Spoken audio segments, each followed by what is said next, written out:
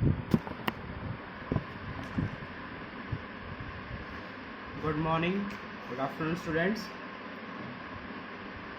आज हम अपना बीएससी फोर्थ सेमेस्टर फिजिक्स का पेपर ऑप्टिक्स स्टार्ट करेंगे।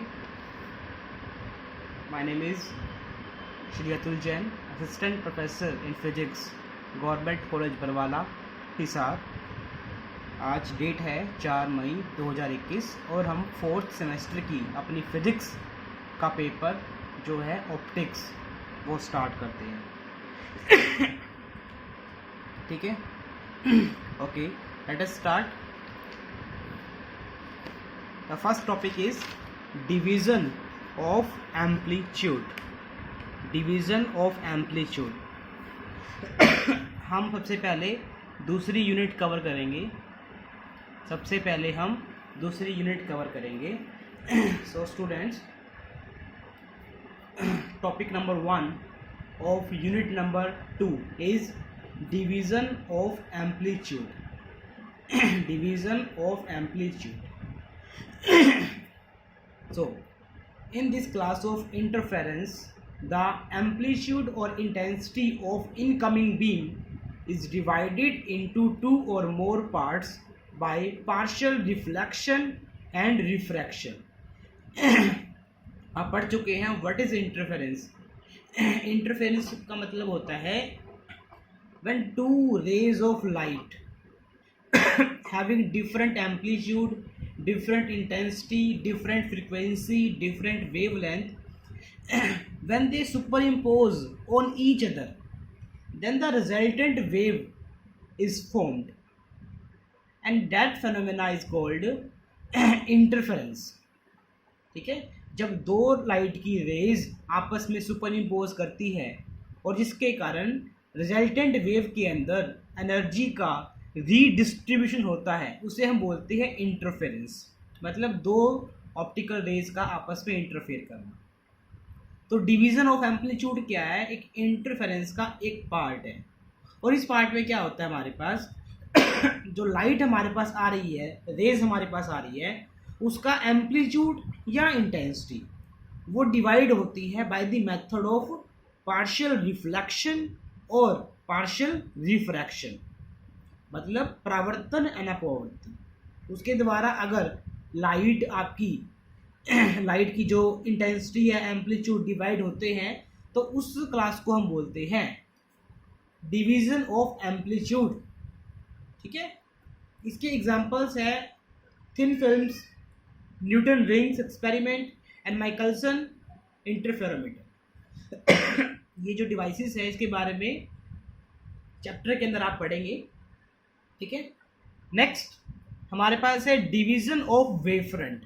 नाउ फर्स्ट ऑफ ऑल आप पढ़ चुके हैं in the 12th class what is a wave front. Wave front का मीन्स होता है हमारे पास, सपोज एक हमारे पास पॉइंट सोर्स है। पॉइंट सोर्स यानी कि suppose we are having a point source like this is our point source. ठीक है, तो इस पॉइंट सोर्स से क्या होगा, लाइट हमारे पास एमिट हो रही है in all directions. In all directions light are emitting. Okay, तो एट अ सर्टेन टाइम, किसी टाइम टी के ऊपर अगर हम इन पॉइंट्स को मिलाते हुए एक लोकस बनाते हैं, मान लिया मैंने इस पॉइंट को मिलाते हुए एक लोकस बनाया, ये इसका लोकस बन गया। ये जो सर्कल दिख रहा है आपको, दिस बिकम्स द लोकस। ठीक है, now this locus will act as a secondary source of light.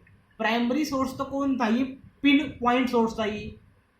अब सेकेंडरी सोर्स क्या आपका? ये लोकस है। इस लोकस को हम बोलते हैं वेव फ्रंट, यानी कि वेव का फ्रंट पॉइंट। क्योंकि देखो ये वेव के फ्रंट बना रहा है, बिल्कुल वेव का जो सबसे अगले वाला पार्ट है उसको बना रहा है हमारे पास। क्लियर है? wave front.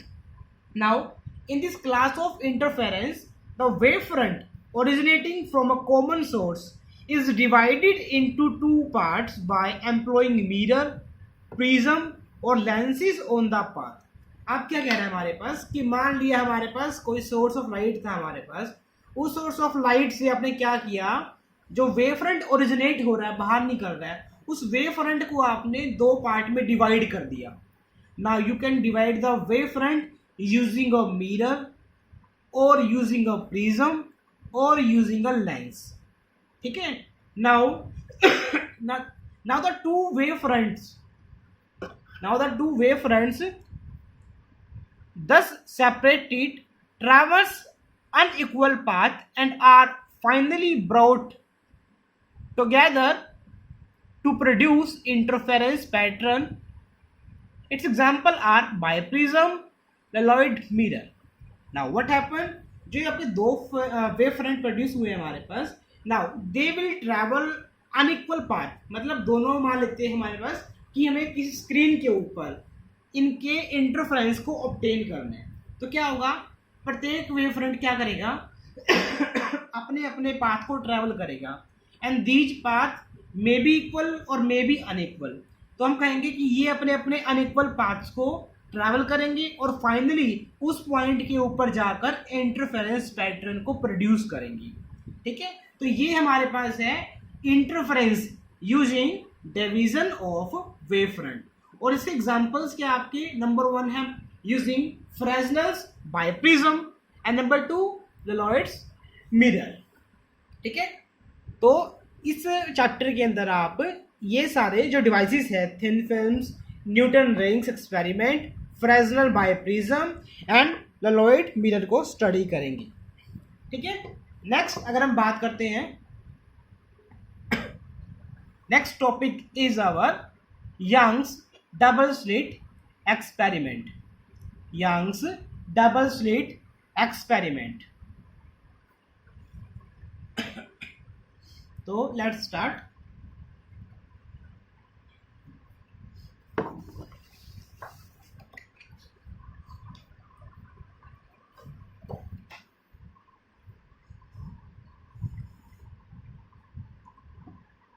Okay, so start करते हैं Young's double slit experiment. Okay, now first of all introduction. In year 1801 Thomas Young performed double slit experiment in which sunlight was first entered through a pinhole, then again divided into two pinholes. क्या हुआ, 1801 के अंदर Thomas young ने एक experiment perform किया using sunlight. उसने क्या किया, उस सनलाइट को सबसे पहले एक पिन होल से, मतलब एक पिन पॉइंट होल है हमारे पास, उससे पास किया. Then the light obtained was further, जो लाइट ऑब्टेन हुई उसको हमने फिर से क्या किया, दो पिन होल से पास किया. मतलब पहले लाइट को पास किया एक सिंगल पिन होल से.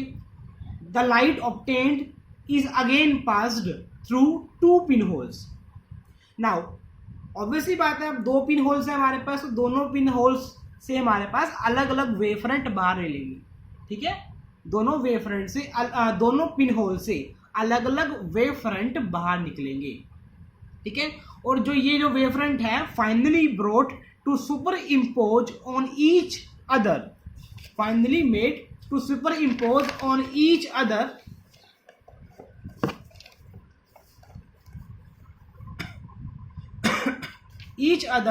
And obtained interference. ठीक है, जो तो आपकी ये आपके वेव फ्रंट थे, ये क्या करेंगे, किसी स्क्रीन के पॉइंट के ऊपर सुपर इम्पोज करेंगे और इंटरफेरेंस पैटर्न को फॉर्म करेंगे.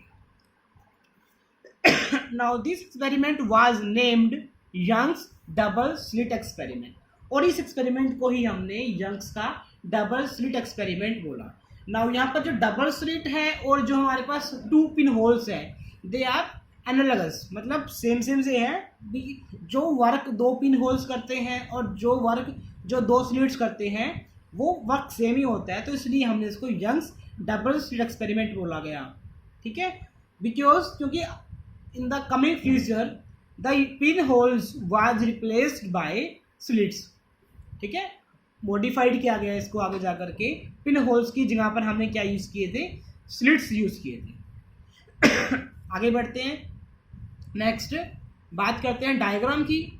Now here you can see S1 and S2 are the two slits. M is the midpoint between slit S1 and slit S2. और मान लेते हैं small 2D is the distance between two slits. Okay, now from the slits at a distance capital D we have put a screen. हमने क्या किया है, एक photographic film को, एक स्क्रीन को प्लेस कर दिया है which is at a distance capital D from the slits S1 and S2. ठीक है, हम क्या करते हैं, M1 से एक परपेंडिकुलर लाइन ड्रॉ करते हैं on the screen which will meet at point O.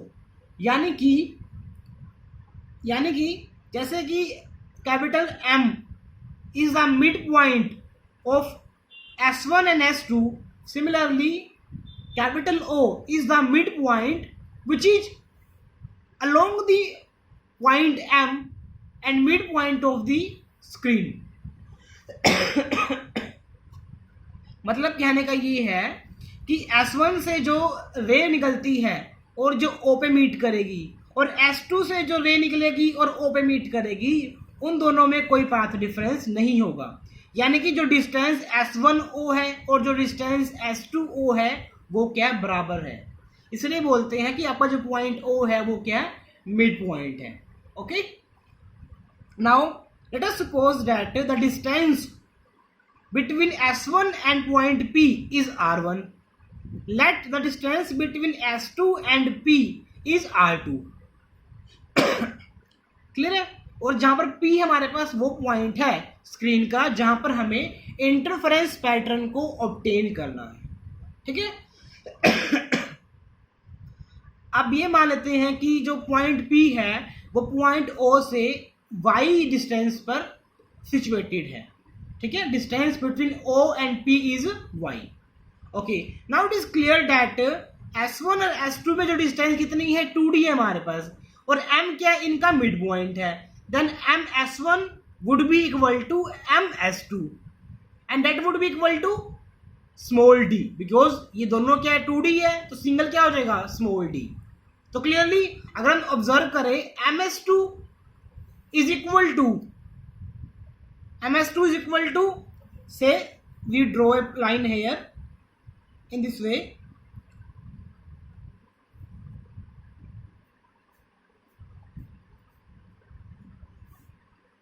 And say this is point X.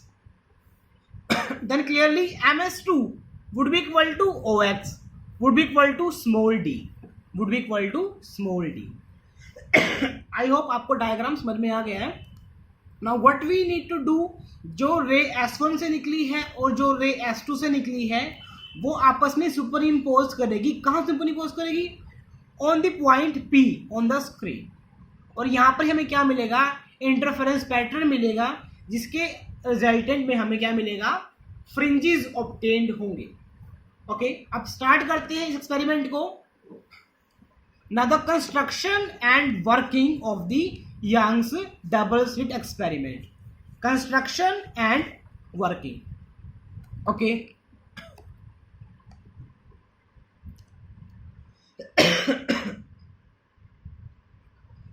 Point number 1.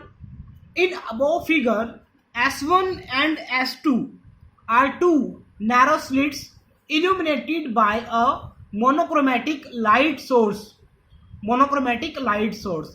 देखिए, यंग्स ने जब एक्सपेरिमेंट किया था तो उसने सनलाइट यूज की थी, लेकिन जब बाद में एक्सपेरिमेंट को मॉडिफाइड किया गया तब हमने सिंगल सोर्स के लिए मोनोक्रोमेटिक लाइट को यूज किया था.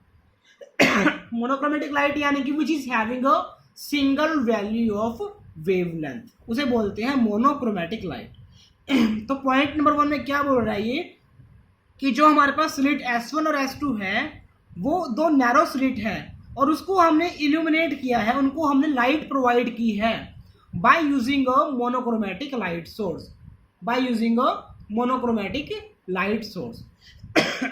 Point number 2, the distance between two slits S1 and S2 is small 2D. S1 और S2 स्लिट के बीच में जो डिस्टेंस है वो कितना है, स्मॉल 2D है.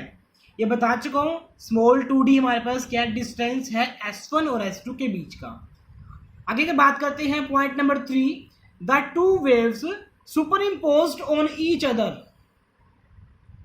and fringes are formed on the screen placed at a distance capital D from the center of slits M. अब क्या बोल रहा है हमारे पास ये बोल रहा है द टू वेव्स, जो वेव्स S1 और S2 से निकल रही है वो क्या करेगी वो जाकर सुपर इम्पोज करेगी एट द पॉइंट P के ऊपर सुपर इम्पोज करेगी। और पॉइंट P क्या है? पॉइंट P इन स्लिट से कैपिटल D की डिस्टेंस के ऊपर सिचुएटेड है, कैपिटल D की डिस्टेंस के ऊपर सिचुएटेड है।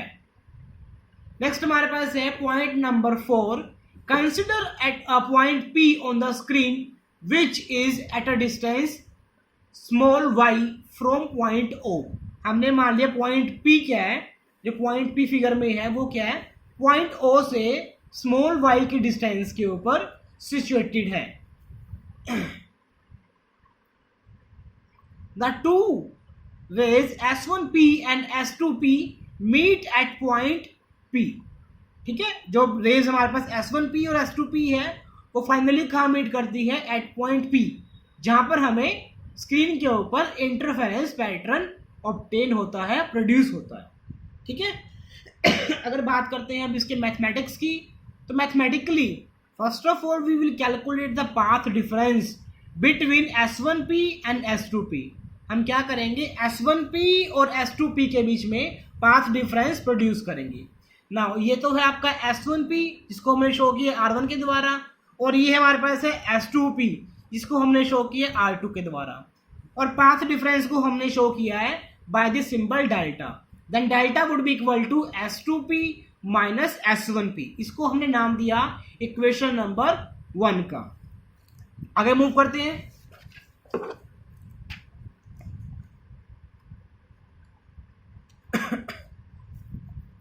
Now here first of all we will calculate S2P square। S2P square हमें कैलकुलेट करना है, तो उसको हम फिगर से एनालाइज करते हैं। नाउ ये आपकी डिस्टेंस है S2P।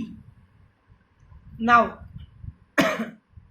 If you can visualise the triangle S2PX, ये हमारे पास क्या है, एक राइट एंगल ट्रायंगल है, एक समकोण त्रिभुज है हमारे पास। And using Pythagoras theorem we know that hypotenuse square is equal to base square plus perpendicular square, यानी कि आई कैन से S2P का जो होल स्क्वायर है किसके इक्वल हो जाएगा, that would be equal to D square, because ये distance कितनी है, D है, D स्क्वायर प्लस में PX। कितना है PX आपका, ये तो आपका है Y और ये आपका है स्मॉल d, यानी कि I can say Y plus small d का होल स्क्वायर। ठीक है, so I can say S2P square would be equal to capital D square plus में Y plus small d whole square. This can be written as here in this way, S2P square would be equal to D square plus Y plus small d whole square. Now we will put common D square, I will get here 1 and plus Y plus small d square by capital D square bracket closed. Now taking square root I will get S2P would be equal to here D square, on taking square root I will get capital D bracket start 1 plus Y plus small d whole square by capital D square bracket closed power 1 by 2, that is under root. Now then S2P can also be written as capital D bracket start 1 plus 1 by 2 small y plus small d whole square by capital D square bracket closed. Now we have rewritten this statement into this by using binomial expansion. Now according to binomial expansion 1 plus x whole square whole the power m, अगर x की value much less than 1 है if x is very less than 1, then we can put here 1 plus mx square and so on. Clear है? So means we can rewrite 1 plus x की power m is equal to 1 plus mx when only x is very much smaller than 1. Now using this result here, if we assume that capital D is much larger as compared to y plus small d, in that case this value becomes very much less than 1, and then binomial expansion can be solved on this equation. So that is why here power is 1 by 2.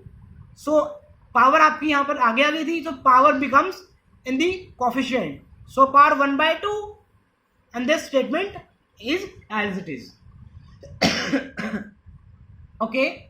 Now S2P would be written as capital D into multiply plus y plus smaller d square upon 2 capital D, because one power is omitted by this capital D. Now we name this equation as equation number 2. Similarly, if we talk about S1P whole square, this can be calculated in a diagram as now you can see this is S1P.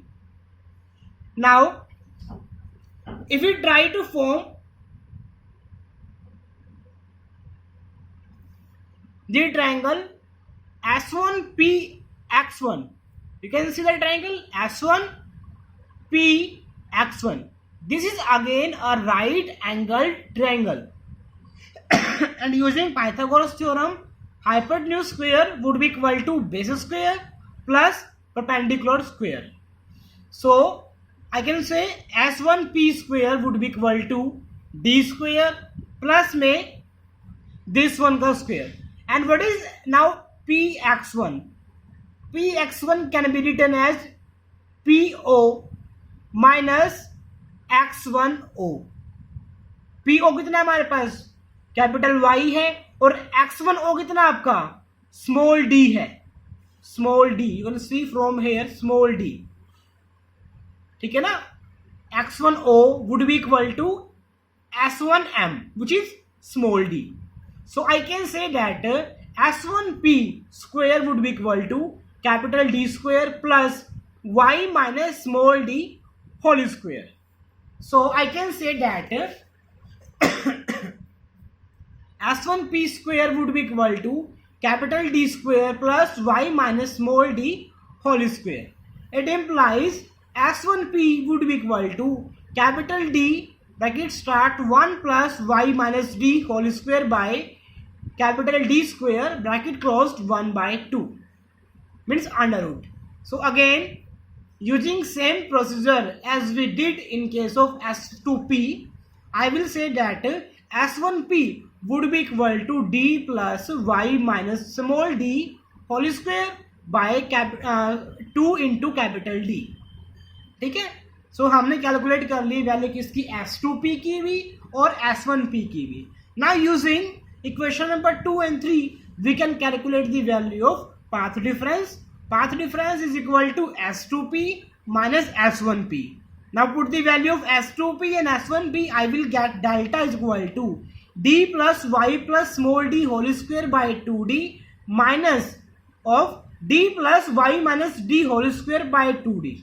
Bracket open करने पर minus sign यहाँ पर भी आ जाएगा और यहाँ पर भी आ जाएगा, and capital D will cut out. ठीक है? 1 by 2d will become common. इसको ओपन करेंगे y square plus small d square plus 2y small d. ऐसे यहाँ पर करेंगे minus y square plus minus d square plus 2y small D.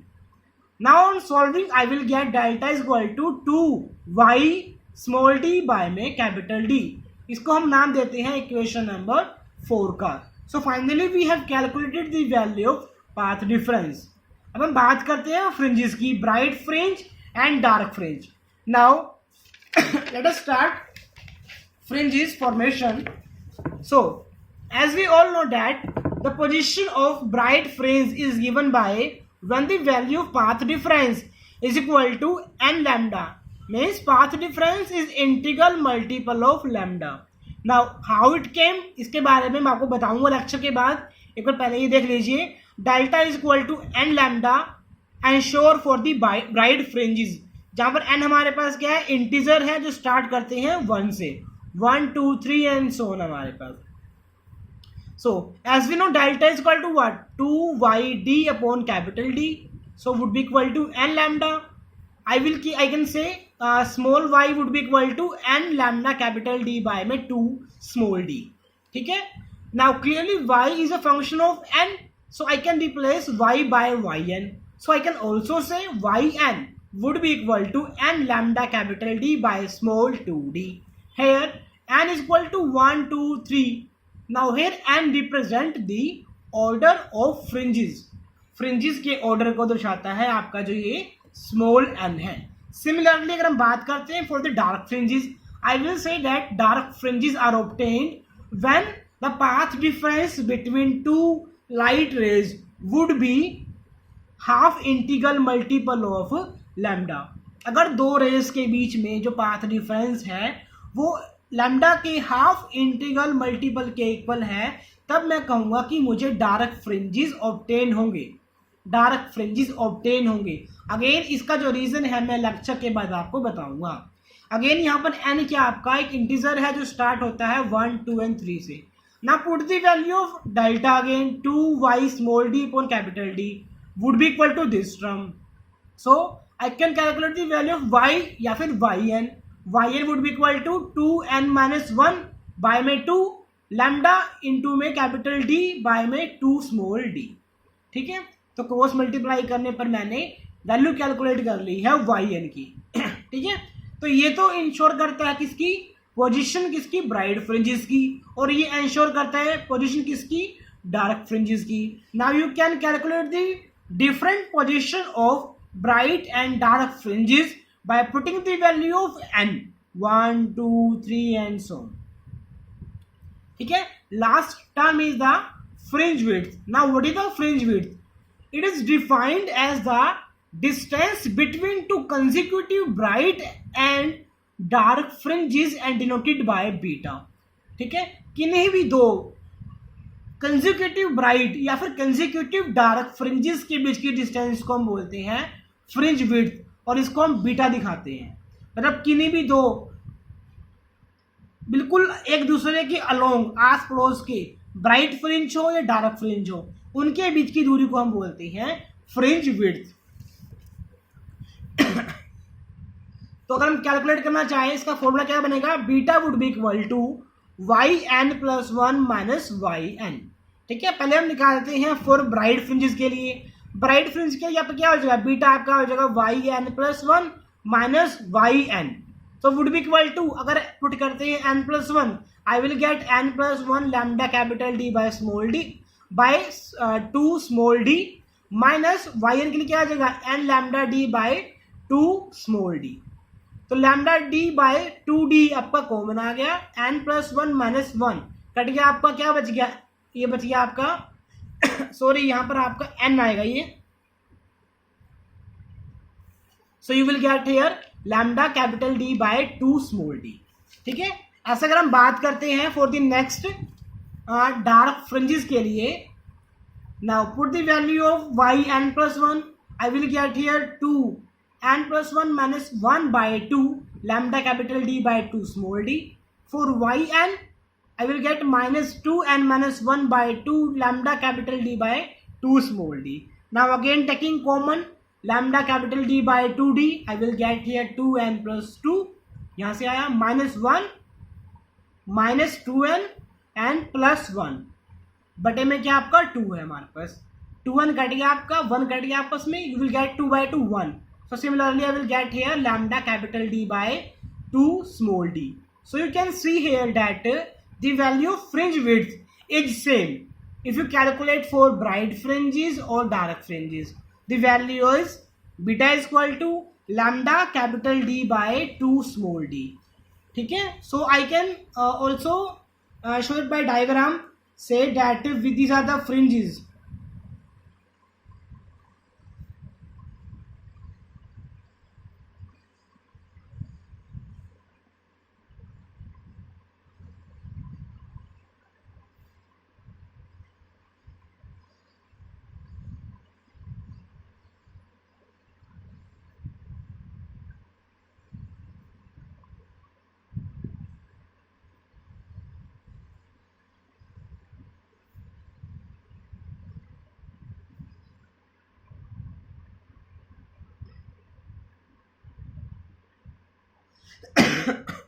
हम मान लेते हैं कि जो ये मैंने डार्क किया हुआ है इसको हम बोलते हैं डार्क फ्रिंजेस, और जो मैंने ये दो डार्क के बीच में स्पेस छोड़ा हुआ ब्राइट सा, इसको हम बोलते हैं ब्राइट फ्रिंजेस।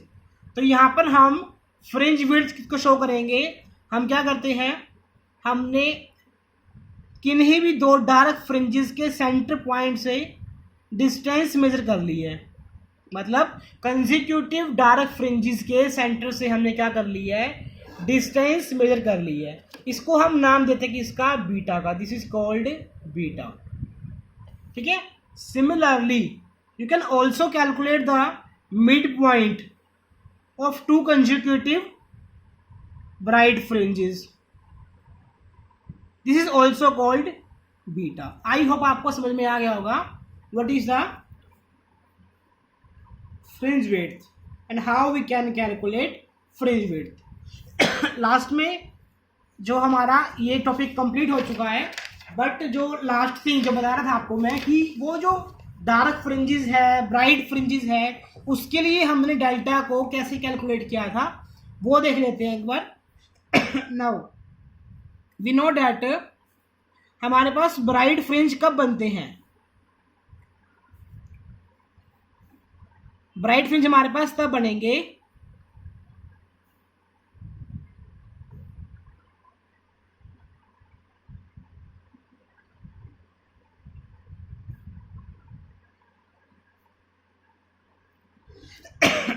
जब हमारे पास किसी वेव का क्रेस्ट के ऊपर और ट्रफ के ऊपर आता है, then I will get the resultant wave of high amplitude. इसे हम बोलते हैं कंस्ट्रक्टिव इंटरफेरेंस, और इस केस में वी ऑब्टेन करते हैं bright fringes. Now you can see here that this is called complete wave, and complete wave की लेंथ को क्या बोलते हैं, वेवलेंथ बोलते हैं। Lambda is the wavelength of complete wave. ठीक है, तो ऑब्वियसली बात है हमारे पास जब कंप्लीट वेव की बात आती है हमारे पास, यानी कि इसका इंटीग्रल मल्टीपल लैम्डा का और इसका इंटीग्रल मल्टीपल लैम्डा का अगर सेम पॉइंट पर आता है, तब हम क्या कहेंगे, हमारे पास कंस्ट्रक्टिव इंटरफेरेंस बनेगा और हमें ब्राइट फ्रिंज मिलेंगे। तो इसलिए मैंने यहां पर कहा आपका कि जो पाथ डिफरेंस है that should be n lambda. ठीक है, एन लैम्डा और जीरो या फिर जीरो। इसको एक बार और समझिए आप, मान लेते हैं हमारे पास कि मान लेते हैं आपने ये वेव बना दी आपकी, इसकी हमारे पास ये क्या है, लैम्डा आ गई हमारे पास। ठीक है, अब हमारे पास नीचे हमने एक वेव चलाई है, वो दूसरे टाइम पे चलाई है हमने। Now the condition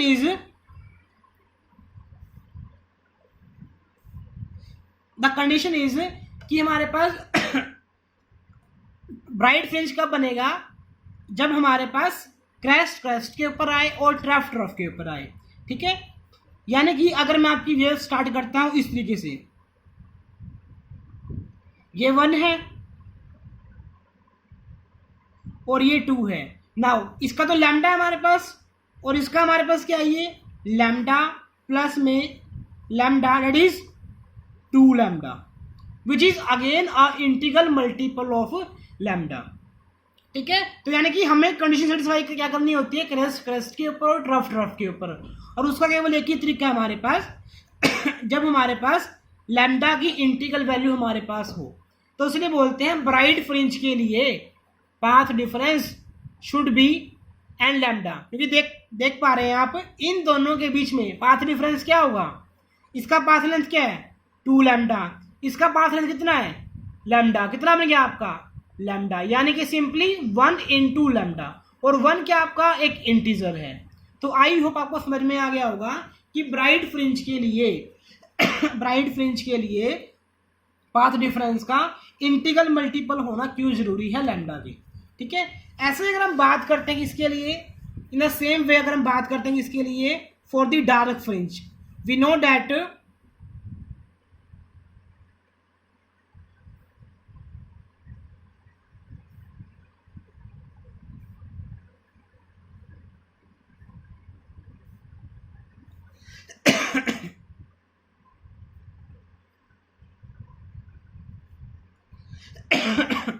we know that dark fringe are obtained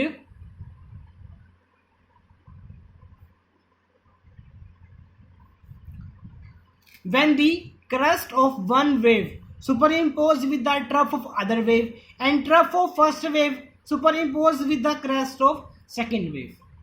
Clear है? Now I will say this is a complete wave lambda, but ये वेव अगर हम बात करते हैं स्टार्टिंग की, ये वेव स्टार्ट हो रही है कुछ इस तरीके से,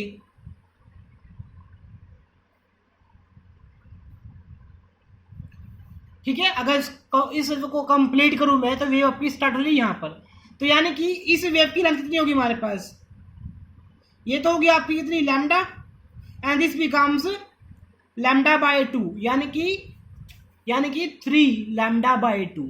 तो यानी कि अगर मैं अब इन दोनों वेव के बीच में पाथ डिफरेंस कैलकुलेट करता हूं, I will get delta is equal to 3 lambda by 2 minus lambda which is lambda by 2 which is half integral multiple of lambda. So I hope आपको समझ में आ गया होगा कि डार्क फ्रिंज के लिए पाथ डिफरेंस का लैम्डा के हाफ इंटीग्रल मल्टीपल के इक्वल होना क्यों जरूरी है। तो ये आपका आज का टॉपिक था ऑप्टिक्स के सेकेंड यूनिट के फर्स्ट टॉपिक का, जिसका नाम था division of amplitude and wave front and Young's double slit experiment. I hope आपको लेक्चर समझ में आ गया होगा। अगर आपको समझ में नहीं आया, कोई क्वेरी है, तो जो हमने स्टूडेंट्स का व्हाट्सएप ग्रुप बनाया हुआ है उसमें आप लिख सकते हैं, या फिर आप मुझे कॉल भी कर सकते हैं, ठीक है। ओके, हम इसी टाइम कल से हमारा जो टाइम रहेगा क्लास का वो रहेगा मॉर्निंग 12 o'clock 12 बजे मैं रोज यूट्यूब के ऊपर एक लेक्चर बनाकर डाल दूंगा, ठीक है। तो प्लीज स्टूडेंट्स, कोरोना महामारी फैली हुई है तो stay at home and stay safe, ठीक है। बार बार से अपने हाथों को सैनिटाइज कीजिए, प्रॉपर अगर बाहर जाना पड़े केवल इमरजेंसी में ही बाहर जाइए, मास्क लगाइए और दूसरों से 2 गज की दूरी को बनाए रखिए।